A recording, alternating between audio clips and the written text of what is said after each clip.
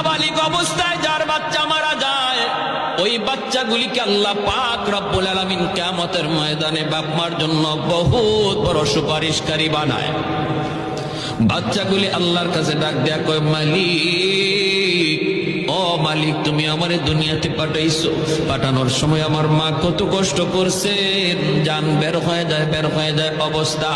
এরপরে আমি দুনিয়াতে আসলাম, এত কষ্ট আমি মাকে দিলাম, কিন্তু মার কোনো খেদমত আমি করতে পারলাম না, আমার মা ঋণ আমি শোধ করতে পারলাম না।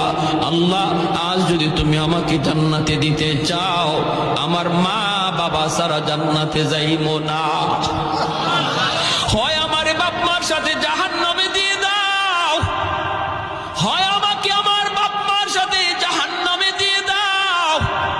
রব্বুল আলামিন তখন বলে, বান্দারে, আমি আল্লাহর আদত হচ্ছে জাহান্নামীকে জান্নাতে দেওয়া।